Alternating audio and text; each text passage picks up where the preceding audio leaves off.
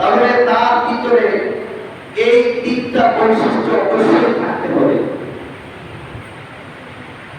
মুহাম্মদ রাসূলুল্লাহ সাল্লাল্লাহু আলাইহি ওয়াসাল্লামকে আমরা নবী হিসেবে মানি, আমরা তাকে অনেক মহব্বত করি, ভালোবাসি, এই কথা সত্য। কিন্তু যদি নবী মুহাম্মদ রাসূলুল্লাহ সাল্লাল্লাহু আলাইহি ওয়াসাল্লামকে ভালোবাসা দেখাইতে গিয়া যদি কোনো নিদর্শন আমরা যদি উপস্থাপন করতে যাই বা নবীর জীবনের আদর্শগুলো আমরা যদি এরকম ভাবে বাস্তবায়ন করতে যাই, তাহলে আমাদের দ্বারা, সাধারণ মানুষের দ্বারা অনেক কঠিন হয়ে যায়। আসলে মানুষ মনে করে নবীর আদর্শ বাস্তবায়ন করা অনেক কঠিন, আদর্শ বাস্তবায়ন করা সহজ, শুধু আমাদের ভিতরে মানার যোগ্যতা অর্জন করাটা কঠিন। আমরা আসলে অনেকেই জানি, অনেক কিছুই জানি, কিন্তু আমরা মানি না। যে যতটুকু জানে ততটুকু কিন্তু আমল করে না। নিয়ম তো হলো যে যতটুকু জানবে ততটুকু আমল করবে। নবীর ভালোবাসা আমি মুখ দিয়ে যদি বলি আমি নবীকে ভালোবাসি, অন্তর দিয়ে যদি নবীর ভালোবাসার নিদর্শনগুলো যদি আমি বর্ণনা করতে পারি, তাহলে তো ভালোবাসা আমরা এরকম ভাবে অন্তর থেকে ভালোবাসতে পারবো। অন্তর থেকে নবীকে ভালোবাসার জন্য নবীর জীবনের যে আদর্শগুলো আছে এগুলো আমাদেরকে জানতে হবে, ফলো করতে হবে, আমল করতে হবে। তাহলে এই আদর্শের সাথে যদি আমাদের আদর্শ মিলে যায়, তাহলে রাসূলের ঘোষণা, আমরা রাসূলুল্লাহ সাল্লাল্লাহু আলাইহি ওয়াসাল্লামের সাথে আল্লাহর জান্নাতে যেতে পারবো। সুবহানাল্লাহ, সুবহানাল্লাহ। কিন্তু যদি আমরা আদর্শ বাস্তবায়ন না করতে পারি, মানতে না পারি, তাহলে সম্ভব হবে না। জানি কিন্তু মানি না। আল্লাহ তাআলা কোরআনুল কারীমের মধ্যে এই আদর্শের কথা আল্লাহ তাআলা উল্লেখ করে দিয়েছেন। আল্লাহ তাআলা বলেছেন সূরা আহজাবের মধ্যে, আল্লাহ তাআলা বলেছেন লাকাদ সাদাকাল্লাহু রাসূলাহুর রুয়া বিল হক। আল্লাহ তাআলা কোরআনুল কারীমের মধ্যে সূরা আহজাবের মধ্যে আল্লাহ তাআলা বলেছেন লাকাদ কানা লাকুম ফি রাসূলিল্লাহি উসওয়াতুন হাসানাহ। আল্লাহ তাআলা বলেছেন লাকাদ কানা লাকুম ফি রাসূলিল্লাহি উসওয়াতুন হাসানাহ। তোমাদের জন্য উত্তম আদর্শ হচ্ছে তোমাদের রাসূল। সুবহানাল্লাহ। তোমাদের জন্য উত্তম আদর্শ হচ্ছে তোমাদের রাসূল। লাকাদ কানা লাকুম ফি রাসূলিল্লাহি উসওয়াতুন হাসানাহ। তারপরে আল্লাহ তাআলা বলতেছে লিমান কানা ইয়ারজুল্লাহ ওয়াল ইয়াউমাল আখির ওয়া যাকারাল্লাহ কাসীরা। আল্লাহ তাআলা বলতেছে যে এই আদর্শগুলো কাদের ভিতরে, লিমান কানা ইয়ারজুল্লাহ, যারা আল্লাহ তাআলার সন্তুষ্টি চায়, যারা আল্লাহ তাআলার সন্তুষ্টি চায়, ওয়াল ইয়াউমাল আখিরা, এবং যারা পরকালে সফলতা চায়।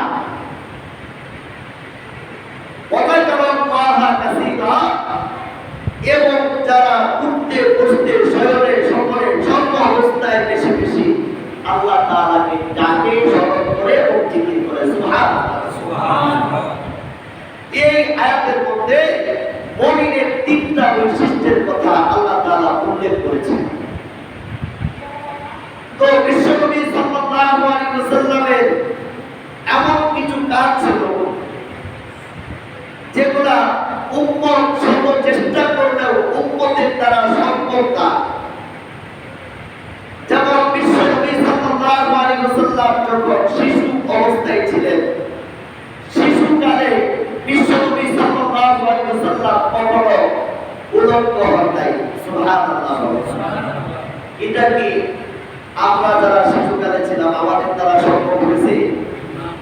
বিশ্বনবী সাল্লাল্লাহু আলাইহি ওয়াসাল্লাম কোলের শিশু থাকা অবস্থায় বিশ্বনবী কখনো উলঙ্গ হন নাই। সুবহানাল্লাহ।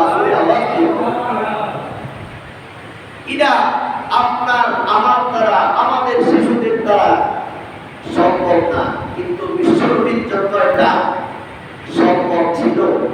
আল্লাহ তাআলা তাকে করাইছে উলঙ্গ অবস্থায়, তাকে এরকম মানুষের সামনে আল্লাহ তাআলা প্রদর্শন করায় দেন। আমার বিশ্বনবী সাল্লাল্লাহু আলাইহি ওয়াসাল্লাম জন্মের পরে এক সপ্তাহ মা আমেনা এরকম দুধ পান করেছে। আবার আরেক সপ্তাহ আবু লাহাবের আযাদকৃত বান্দি দাসী তার স্তনে দুধ পান করেছে। আবু লাহাব যখন এরকম ভাবে তাকে সংবাদ দেওয়া হলো যে মা আমেনার কোল জুড়ে এমন এক শিশু দুনিয়াতে আগমন করেছে, যেই শিশু চাঁদের চাইতেও অনেক সুন্দর, সুবহানাল্লাহ, এমন সুন্দর শিশু দুনিয়াতে আর আমরা দেখি নাই। যখন এই সংবাদ যখন আবু লাহাবকে দেওয়া হয়েছে, আবু লাহাব এরকম হাতের শাহাদাত আঙ্গুল আর মধ্যম আঙ্গুল দুই আঙ্গুল উঁচু করে তার ওই দাসীকে সে আজাদ করে দিয়েছে, মুক্ত করে দিয়েছে। সুবহানাল্লাহ। মানে বিশ্বনবীর জন্মের সংবাদ পাইছে, জন্মের সংবাদটা তাকে এত বেশি আনন্দিত করছে যে সে এরকম তার দাসীকে সে এরকম দুই আঙ্গুল দ্বারা ইশারা করে তাকে এরকম মানে আজাদ করে দিয়েছে, মুক্ত করে দিয়েছে। আবু লাহাবের ইন্তেকালের এক বছর পর হযরতে আব্বাস রাদিয়াল্লাহু তাআলা আবু লাহাবকে স্বপ্নে দেখছে। আব্দুল্লাহ ইবনে আব্বাস রাদিয়াল্লাহু তাআলা এক বছর পরে আবু লাহাবকে স্বপ্নে দেখে জিজ্ঞাসা করতেছে, আপনার কি অবস্থা? আবু লাহাব বলতেছে, প্রতি সোমবার যখন উপস্থিত হয় আমার শাহাদাত এবং মধ্যম আঙ্গুল দুই আঙ্গুলের ফাঁকের মধ্যে একটু পানি আসে, এই পানিটা আমি পান করি, আল্লাহ তাআলা কবরের মধ্যে আমাকে একটা নিয়ামত দিয়েছে। সুবহানাল্লাহ। এই পানিটা পান করি আমি, আমার 7 দিনের আযাবের কথা মনে থাকে। সুবহানাল্লাহ। আবু লাহাব বলতেছে পুরো কথা, যেই নবীর সংবাদ আমাকে আনন্দিত করেছিল, আমি আমার এই দুই আঙ্গুল দিয়া ইশারা করে আমার দাসীকে আমি আযাদ করে দিয়েছিলাম, মুক্ত করে দিয়েছিলাম, যার কারণে কবরের মধ্যে ভীষণ আযাবের মধ্যে আল্লাহ তাআলা আমাকে এমন একটা নিয়ামত দিয়েছে যে দুই আঙ্গুলের মাঝখান দিয়ে একটু পানি আসে, এই পানিটাই আমি শুধু চাটি আর পান করি, আমার আযাবের কথা আমি ভুলে যাই। আমি যদি সেই নবীর আদর্শকে বাস্তবায়ন করতে পারতাম, সেই নবীর জীবনকে যদি ফলো করতে পারতাম, সেই নবীর কালেমা পড়ে যদি ইসলাম গ্রহণ করতে পারতাম, আল্লাহ তাআলা কবরে আযাব আসার সাথে সাথে আমার কবরে আযাব মাফ করে জান্নাতের বাগান বানায় দিত। সুবহানাল্লাহ। কিন্তু নসিবে ইসলাম নাই, গ্রহণ করতে পারে না। বিশ্বনবীর সংবাদ শুনছে যে নবী দুনিয়াতে আসছে, এই সংবাদ শোনার সাথে সাথে আযাদ করে দিয়া সে কবরের মধ্যে এত বড় একটা নিয়ামত প্রাপ্ত। আল্লাহ রাসূল সাল্লাল্লাহু আলাইহি ওয়াসাল্লাম সেই আযাদকৃত দাসী সুহাইবা রাদিয়াল্লাহু তাআলা আনহা তার দুধ পান করেছেন এক সপ্তাহ, মায়ের স্তনে দুধ পান করেছেন এক সপ্তাহ। তারপরে বনু সাআদ পুত্রের হযরতে হালিমা সাদিয়া রাদিয়াল্লাহু তাআলা আনহা ওই বছর ওই এলাকার মধ্যে এমন মহামারী ছিল যে অনাহারে তাদের সংসারে অভাব অনটন দেখা দিয়েছে। মা হালিমা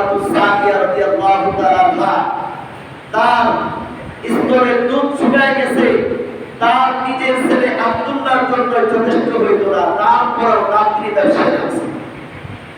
ওই সময়ের কথা ছিল এরকম যে যারা এরকম বাচ্চাদেরকে লালন পালন করবে তাদেরকে অনেক টাকা পয়সা অর্থ করে উপহার উপলব্ধ দেওয়া হতো। হালিমাতুস সাদিয়া রাদিয়াল্লাহু তাআলা তিনি বলেন যে আমাদের সংসারে এমন অভাব অনটন, যা আমাদের গাদাগুলো দুর্বল হয়ে গেছে, উটগুলো দুর্বল হয়ে গেছে, সংসারে এরকম খানা পিনা অনেক কষ্ট, অনেক অভাব অনটনে আমি জীবনযাপন করতেছিলাম। স্বামীর সাথে পরামর্শ করে এই দাত্রী ব্যবসার মধ্যে নামলাম যে যদি কিছু টাকা পয়সা অর্থ যদি পাওয়া যায় এই দিয়ে সংসার কোনো রকম চলে যাবে। হালিমাতুস সাদিয়া রাদিয়াল্লাহু তাআলা বলেন আমরা বড় সাদ পুত্র থেকে এরকম দুর্বল একটা ক্ষীণ গাদার পিঠে আরোহণ করে আমরা এরকম কোন রকমের কষ্ট করে এরকম কুরাইশ বংশের মধ্যে আসলাম, মক্কায় আসলাম। আর অন্যদের গাদা অনেক সবল থাকার কারণে তারা সকলের আগে আসছে। কিন্তু বিশ্বনবী সাল্লাল্লাহু আলাইহি ওয়াসাল্লাম এরকম গরিব বিশ্বনবী পিতা নাই, জন্মের পূর্বে তার পিতা ইন্তেকাল করেছে। সকল যাত্রীরা যখনই এই ঘরের ভিতরে ঢুকে তখনই শুনে এতিম ছেলে, এতিম বলে আর কেউ দেয় না। আমার ভাইরা, আল্লাহর নবী বিশ্বনবী মুহাম্মদুর রাসূলুল্লাহ সাল্লাল্লাহু আলাইহি ওয়াসাল্লাম এতিম বলে তাকে কেউ নেয় না। আর হযরতে হালিমাতুস সাদিয়া রাদিয়াল্লাহু তাআলা তিনি গরিব বলে তাকে কেউ দেয় না। হালিমাতুস সাদিয়া গরিব বলে কেউ দেয় না, বিশ্বনবী এতিম বলে তাকে কেউ নেয় না। আল্লাহর নবী বিশ্বনবী মুহাম্মদুর রাসূলুল্লাহ সাল্লাল্লাহু আলাইহি ওয়াসাল্লাম শিশু অবস্থায় শিশুকালে ঘরের ভিতরে শুয়ে আছে। হযরতে হালিমাতুস সাদিয়া রাদিয়াল্লাহু তাআলা তার বাড়ির সামনে আসলেন, তাকে স্বামীর সাথে পরামর্শ করলেন একবারে খালি হাতে যাওয়ার চাইতে যদি দেখতে অন্তত শিশুটা ভালো হয়, চেহারা যদি সুন্দর হয়, তাহলে অন্তত খালি হাতে যাওয়ার চাইতে নিয়ে যায়। আমার ভাইরা, হযরতে হালিমাতুস সাদিয়া রাদিয়াল্লাহু তাআলা আনহা তিনি বলেন আমি যখন ঘরের ভিতরে ঢুকলাম, ঘরের ভিতরে ঢুকে দেখি পরিবার যাদের চাইতেও সুন্দর একটা ফুটফুটে শিশুর ঘরের মধ্যে শুয়ে আছে। সুবহানাল্লাহ বলেন, খেলাধুলা করতেছে। হযরতে হালিমাতুস সাদিয়া রাদিয়াল্লাহু তাআলা শিশুকে দেখা অবস্থায় তার উপরে মায়া মমতা ভালোবাসা ঢুকে পড়ছে। হালিমাতুস সাদিয়া রাদিয়াল্লাহু তাআলা শিশু মুহাম্মদ সাল্লাল্লাহু আলাইহি ওয়াসাল্লামকে দুই হাত দিয়ে যখন ধরলেন, হালিমাতুস সাদিয়া রাদিয়াল্লাহু তাআলা বলেন আমি তাকে ধরার সাথে সাথে আমার শরীরের মধ্যে বরকত আর বরকত দেখতে পাইলাম। জোরে জোরে বলেন সুবহানাল্লাহ। হযরতে হালিমাতুস সাদিয়া রাদিয়াল্লাহু তাআলা বলেন আমি যখন শিশু মুহাম্মদ সাল্লাল্লাহু আলাইহি ওয়াসাল্লামকে এই রকম ভাবে কোলের মধ্যে নিলাম, আমার দুইটা স্তনে দুধে পরিপূর্ণ হয়ে গেছে। জোরে জোরে বলেন সুবহানাল্লাহ। হযরতে হালিমাতুস সাদিয়া রাদিয়াল্লাহু তাআলা বলে শিশু মুহাম্মদ সাল্লাল্লাহু আলাইহি ওয়াসাল্লামকে আমি এরকম ভাবে বুকের সাথে নেওয়ার সাথে সাথে আমার গোটা শরীরের মধ্যে শুধু বরকত আর বরকত, কল্যাণ আর কল্যাণ, মঙ্গল আর মঙ্গল আমি উপলব্ধি করতে পারলাম। হালিমাতুস সাদিয়া রাদিয়াল্লাহু তাআলা তখন এই শিশুকে নিয়ে স্থান ত্যাগ করলেন। যা দেখেন যেই দুর্বল গাদা দিয়ে আসতে পারে না, চলতে পারে না, ওই গাদা অনেক সবল হয়ে দাঁড়াচ্ছে। সুবহানাল্লাহ বলেন। হালিমাতুস সাদিয়া বলেন আমি এক জায়গায় বসে শিশু মুহাম্মদ সাল্লাল্লাহু আলাইহি ওয়াসাল্লামকে ডান স্তরে দুধটাকে পান করাইলাম। অনেক চেষ্টা করলাম সে তৃপ্তি সহকারে ডান স্তরে দুধ পান করলো, অনেক চেষ্টা করলাম তাকে বাম স্তরে দুধ পান করাইতে পারলাম না। জোরে জোরে বলেন সুবহানাল্লাহ। এত চেষ্টা করার পরেও হালিমাতুস সাদিয়া বাম স্তরের দুধ পান করাইতে পারে নাই, ডান স্তরের দুধ পান করেছে শিশু মুহাম্মদ সাল্লাল্লাহু আলাইহি ওয়াসাল্লাম। পরবর্তীতে তিনি বুঝতে পারলেন, জানতে পারলেন কখনোই তিনি ডান স্তর ছাড়া বাম স্তরের দুধ পান করে না, কারণ হালিমাতুস সাদিয়ার আরেকটা শিশু বাচ্চা আছে, তার নাম হলো আব্দুল্লাহ। ওই আব্দুল্লাহর জন্য তিনি বাম স্তরের দুধ রিজার্ভ করে রাখতেন, আর ডান স্তরের দুধ শিশু মুহাম্মদ সাল্লাল্লাহু আলাইহি ওয়াসাল্লাম তিনটির সাথে পান করতেন। সুবহানাল্লাহ, সুবহানাল্লাহ। এই যে আদর্শ রাসূলুল্লাহ সাল্লাল্লাহু আলাইহি ওয়াসাল্লামকে ধরার সাথে সাথে হালিমাতুস সাদিয়া বলেন, আমি আমার শরীরের মধ্যে, সম্পদের মধ্যে, সব কিছুর মধ্যে আমি কল্যাণ উপলব্ধি করতে পারলাম। আমরা সেই দুর্বল কাদা দিয়া সকলের আগে আমরা কোন সাহায্য করতে চলে আসলাম, এসে দেখি বাড়িতে যত বকরি আছে সমস্ত বকরির স্তরগুলা দুধের পরিপূর্ণ হয়ে দুধের কম বাইরে যোগবেদ করে মাটির মধ্যে পড়তেছে। সুবহানাল্লাহ। হালিমাতুস সাদিয়া রাদিয়াল্লাহু তাআলা বলে, যে খেজুর গাছের মধ্যে একদম খেজুর আসতো না, ওই খেজুর গাছের মধ্যে একদম খেজুর পাইকে গেছে। তারপরে যত সম্পদ আছে সমস্ত সম্পদের মধ্যে বরকত দিয়ে দিয়েছে কে? আল্লাহ সুবহানাহু ওয়া তাআলা। কিসের বরকতে? বিশ্বনবী সাল্লাল্লাহু আলাইহি ওয়াসাল্লামের বরকত। হালিমাতুস সাদিয়া রাদিয়াল্লাহু তাআলা বকরিগুলা যেই জায়গার মধ্যে চড়াইতো, ওই জায়গার মধ্যে ঘাসগুলা অনেক সুন্দর সুন্দর হইতো। অন্যদের বকরির মালিকরা বলতো, আমাদের বকরিগুলা এরকম বেশি খায় না, তারা এত বেশি দুধ দেয় না। হালিমার বকরি যেখানে চড়ায়, তাদের বকরির সাথে সাথে আমাদের বকরিগুলা চড়াইবা, ওই বকরিগুলা বরকতে আমাদের বকরিগুলা এরকম খাবে আর বেশি বেশি দুধ দিবে। সুবহানাল্লাহ। কিসের বরকত? মুহাম্মদুর রাসূলুল্লাহ সাল্লাল্লাহু আলাইহি ওয়াসাল্লামের বরকত। এই যে আল্লাহ রাসূল শিশু অবস্থায় মানবতা দেখাইলেন, আদর্শ দেখাইলেন, যে এক স্তরের দুধ পান করলেন, আরেক স্তরের দুধ তার দুধ ভাই আব্দুল্লাহর জন্য রাখা দিলেন। এই মানবতা কি দুনিয়ার কোন মানুষের দেখানো সম্ভব? হ্যাঁ, আজকে মানুষের ভিতরে শুধু মারামারি, কাটাকাটি, হানাহানি, হিংসা, রক্তপাত, ঝগড়া বিবাদ, একজনের ভালোটা আরেকজনকে দেখতেই পারে, ঠিক কিনা? মানুষের মন আর মস্তিষ্ক সব উল্টা হয়ে গেছে। কেউ একটু ভালো চললে আরেকজনের মাথা ছাত্রী গরম হয়ে যায়, ঠিক কিনা? কারো ভালো কেউ দেখতে পারে না, যার কারণে আজকে গোটা সমাজে আজকে বিশৃঙ্খলা। আজকে যদি এরকম ভাবে হিংসা হিংসি রেষারেষি না থাকতো, অন্যের মঙ্গল কামনা করতো, সমাজের মধ্যে কোনো বেদনা ফাসাদ, এরকম ভাবে মানুষের ভিতরে আদর্শ আল্লাহ রাসূল আমাদেরকে শিক্ষা দিয়ে গেছে যে না, তোমাদেরকে আদর্শে আদর্শবান হতে হবে। কার আদর্শে? বিশ্বনবী সাল্লাল্লাহু আলাইহি ওয়াসাল্লামের আদর্শে। বিশ্বনবীর জীবন থেকে আমাদেরকে শিক্ষা দিয়া আমল করতে হবে। বিশ্বনবী আমাদের শিক্ষক, ঠিক কি না? ঠিক। বিশ্বনবী আমাদেরকে শিক্ষা দিয়ে গেছে। আজকে আমরা বলি কি? হিংসা হিংসি, কাটাকাটি, রেষারেষি, আমরা হানাহানি, এরকম বেদনা ফাসাদের মধ্যে লিপ্ত থাকি। কারো ভালো কেউ দেখতে পারে না। নিয়ম হলো আপনি অন্যের মঙ্গল কামনা করবেন, আল্লাহ তাআলা আপনার সব কিছুর মধ্যে বরকত দিবে। মঙ্গল আপনাকে আল্লাহ তাআলা দিবে। কে দিবে? আল্লাহ তাআলা দিবে। এরকম আগের যুগে একটা ঘটনা আমি আপনাদেরকে শোনাই।